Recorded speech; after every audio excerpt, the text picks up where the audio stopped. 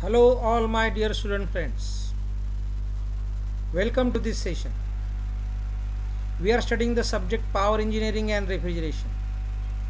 And we are studying the third chapter, that is the air compressors. Now let us study few important terms related with the air compressors and few important parameters related with the performance of the air compressor. So first of all, pressure ratio or the compression ratio. So this pressure ratio or compression ratio is the ratio of the delivery pressure to the suction pressure. So the pressure which is delivered by the compressor, that is the delivery pressure, the pressure at which the air comes out from the compressor, that is the high pressure, increased pressure, that is the delivery pressure, and the suction pressure is the pressure at which the air enters the compressor. So the ratio of the delivery pressure to the suction pressure is nothing but the pressure ratio or the compression ratio. So P2 is the delivery pressure and P1 is the suction pressure, or you can say P2 is the final pressure, P1 is the initial pressure. That means P1 is the pressure before compression and P2 is the pressure after compression. So this ratio is nothing but the pressure ratio or compression ratio. We can also define the pressure ratio or compression ratio in terms of volume.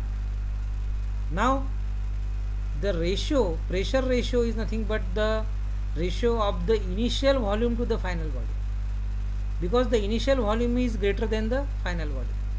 That means the volume before compression will be large and the volume after compression will be small.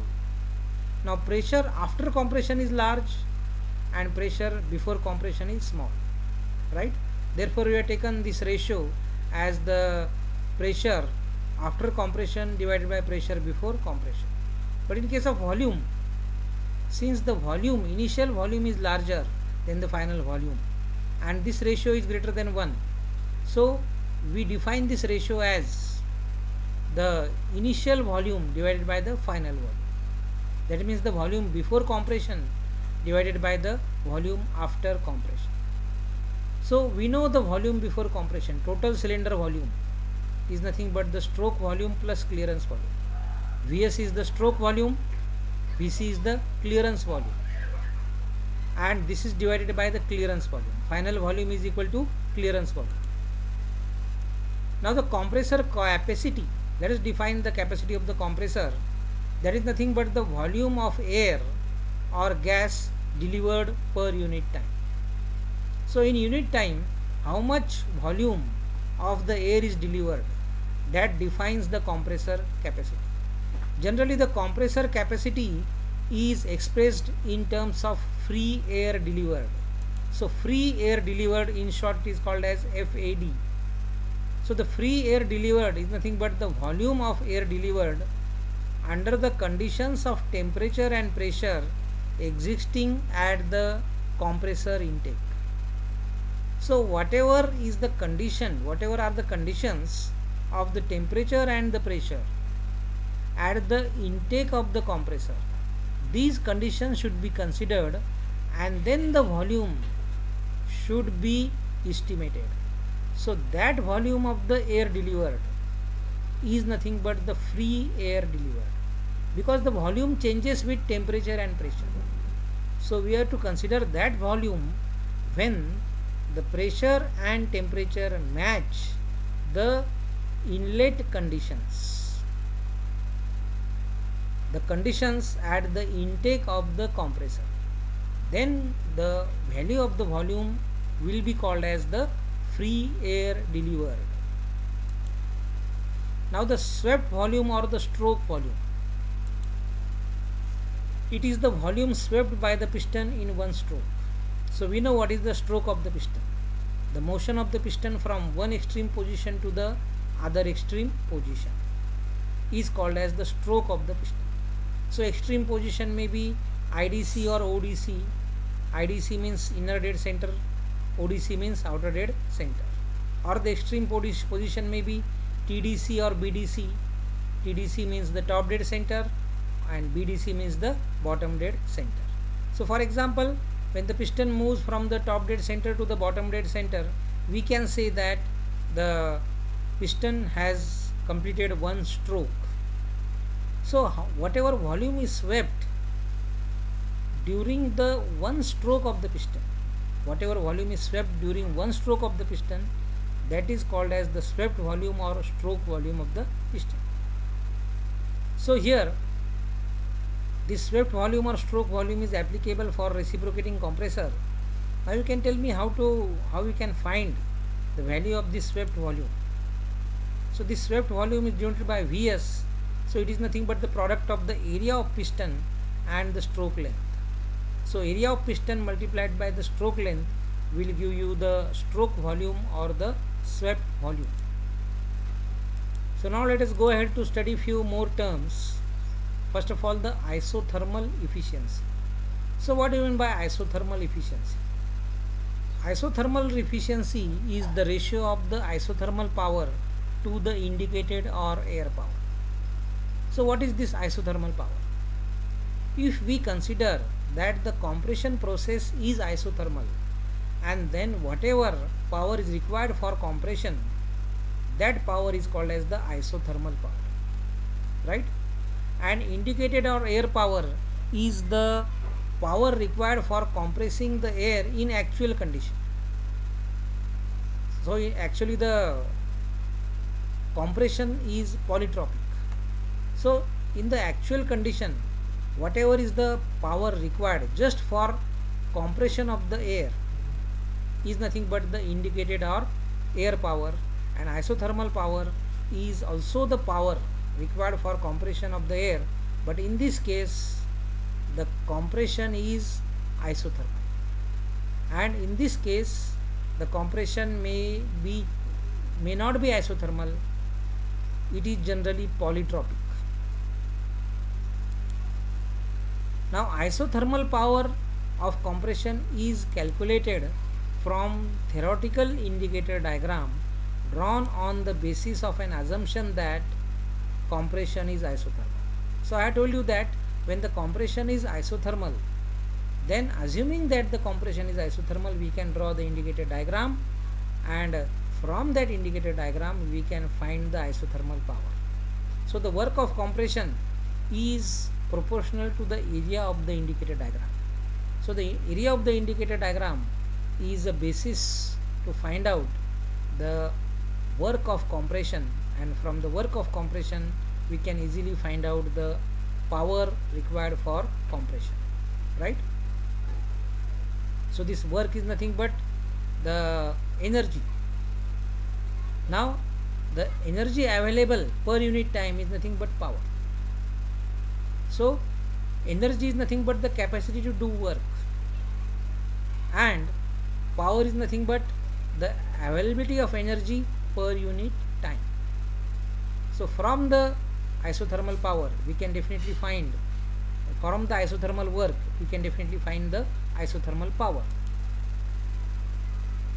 Now the mechanical efficiency is the ratio of the air or indicated power to the shaft or brake power. Now right now we are not having the complete idea about the air or indicated power and the shaft or the brake power. So in case of the engine, the mechanical efficiency was defined in a just opposite way, in a reverse way, reciprocal of this mechanical efficiency in case of compressor. In case of engine, mechanical efficiency was equal to brake power upon indicated power. But in case of compressor, you will find that the mechanical efficiency is equal to indicated power upon brake power. So there's just the reciprocal. The reason is that in case of compressor, you will find that the brake power is more and the indicated power is less. Because remember that compressor is a power consuming device and the engine is a power producing device.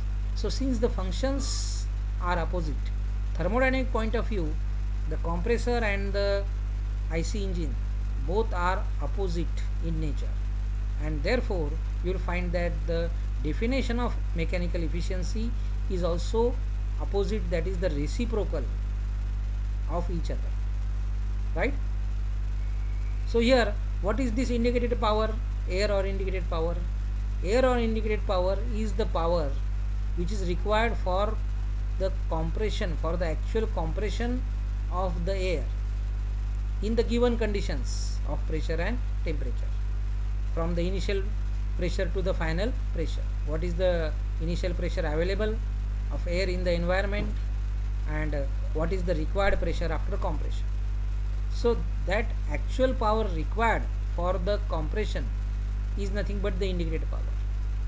But the brake power is nothing but that power which is given to the compressor, which is available at the compressor shaft, and all this power is not utilized for the compression of the air, but some power is wasted in overcoming the friction. So some power is lost in the compressor itself, right? So that indication is nothing but the indication of mechanical efficiency. So the mechanical efficiency indicates that how much power is lost in the compressor itself due to friction and some other losses in the compressor itself. Now what is brake power? Brake power is the power delivered to the shaft of the compressor. So the compressor is a power consuming device. So the power is given by the prime mover to the compressor through the shaft. So the shaft of the compressor is mechanically coupled to the prime mover, and then there is transmission of power. So whatever power is delivered to the shaft of the compressor, it is given to the shaft of the compressor, or the power required to drive the compressor is called as the brake power. So whatever power is required to drive the compressor, that much power is given or delivered to the shaft of the compressor, and that is nothing but the brake power of the compressor. Now the brake or the shaft power is the sum of the indicated power and the frictional power. So whatever power is given to the compressor, whatever power is delivered to the compressor shaft, some power is converted into, is utilized for the actual compression. Some power or most of this power is utilized for the actual compression, and that is indicated power. But remaining power is lost in friction. It is consumed by the compressor itself, right? So this sum is nothing but the brake power. So brake or shaft power is equal to indicated power plus frictional power. Now what is this indicated or air power? The power required to compress air in general case of polytropic compression from intake condition of temperature and pressure. So whatever power is required to compress the air, and the case we are taking is the general case of polytropic compression. Generally or actually in actual practice, the compression is polytropic. It is neither isothermal nor isentropic, but it is between isothermal and isentropic, that is polytropic compression. So the polytropic compression, when the compression is polytropic, that is actual compression, and whatever power is required to compress the air in case of polytropic compression, in case general case, from the intake condition of temperature and pressure to the discharge conditions, is known as indicated or air power. So that is the indicated or air power, right? So the power which is actually required to compress the air when the compression is general, that is polytropic, and this compression takes place from the intake condition of temperature and pressure to the discharge conditions, and that is known as the indicated or air power. So this indicated or air power is determined from the actual indicator diagram taken during a test on the compressor. So we have to conduct the actual test on the compressor, right? And the compressor itself will draw its own indicator diagram. So that diagram which is drawn by the compressor itself, so we consider the area of that indicated diagram, and this area is proportional to the work required for compression, and from that we can find the actual indicated or air power which is required for the compression of the air in that particular compressor.